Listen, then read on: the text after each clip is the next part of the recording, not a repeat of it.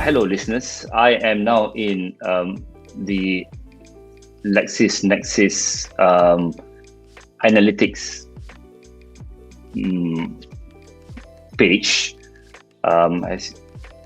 and this is a case which I prepared earlier. As they say in all the best cooking shows. So let me just try this out myself. Analyze, and there you go. Wow. Okay, tenancy agreement, and I do not want all this. Scrolling. Okay, and I'm interested in breach of tenancy cases. Let's narrow it down to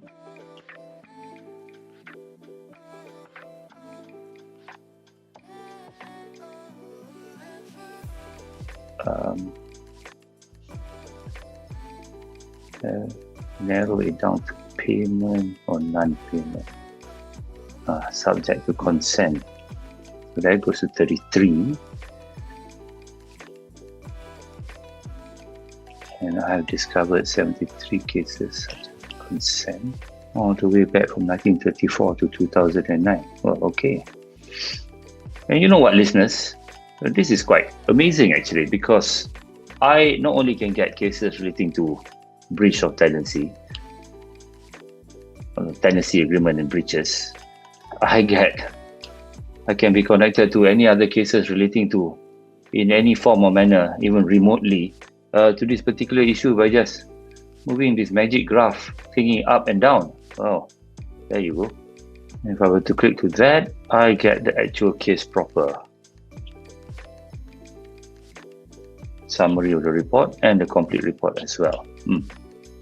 And the more you go to the right, the higher the relevance of the case. It search gets narrower. So if you are at the beginning stages of the case, and maybe you just want to read around the area of law, you put the graph more to the left, and all hosts of subject matters which may or may not be related to your case comes out also. And as you know, as you prepare cases, right, there'll be times where, although you're researching in relation to case A, you get stuff in relation to case C, which was playing at the back of your mind, which you didn't know the answer, and voila, you may get the answer here indirectly.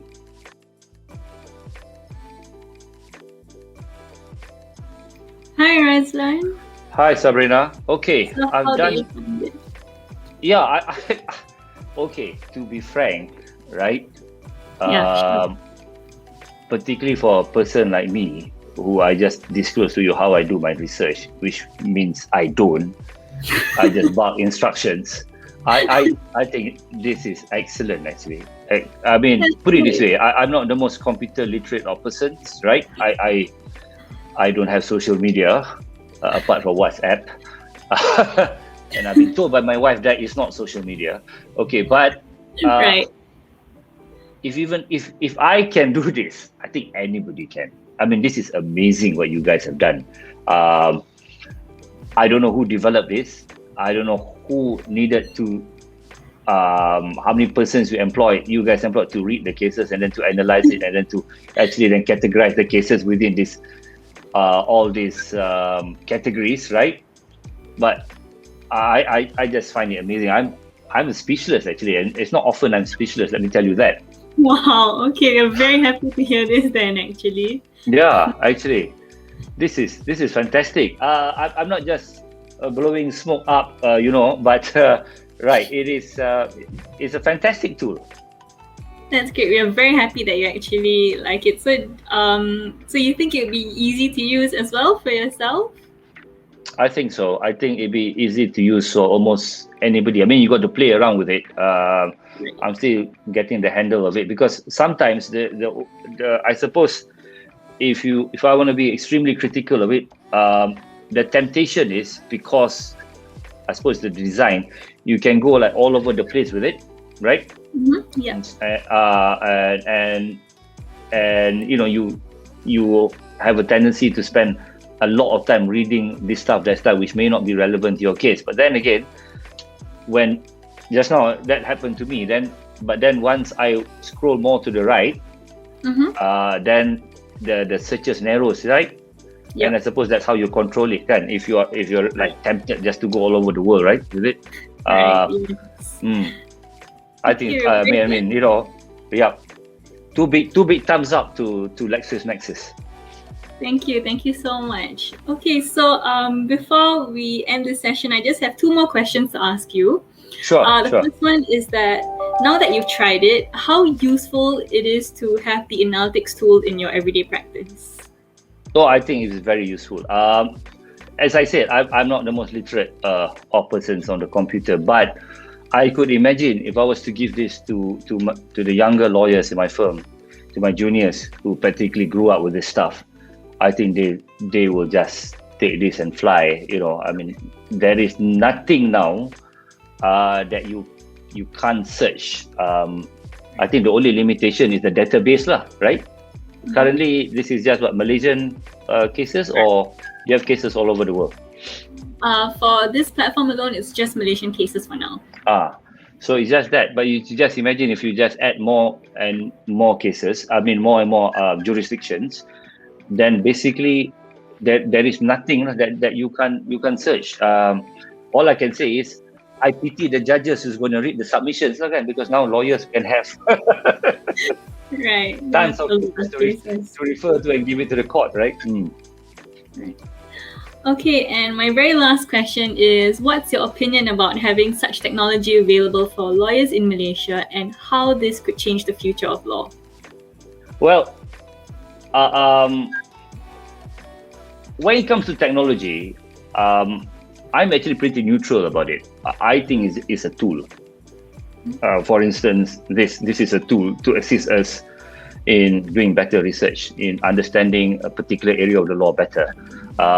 Just like whatever platforms you use now, WebEx or Zoom is a tool that we need to do now so that we can continue our work in pandemic times, you know.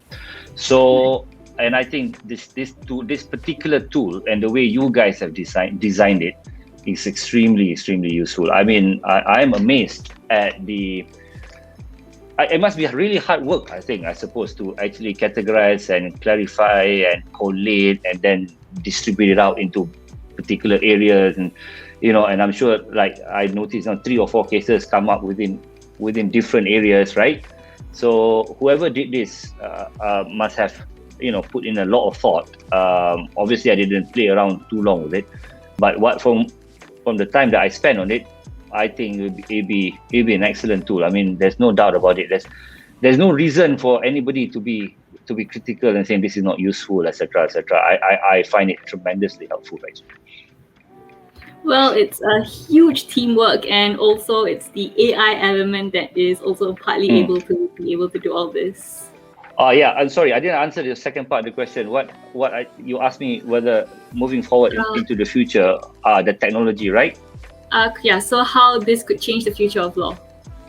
Well, at the end of the day, as I say, it's a tool. So the future is, I suppose, the research will be more. Well, okay, let me put it this way. In theory, the research ought to be more efficient.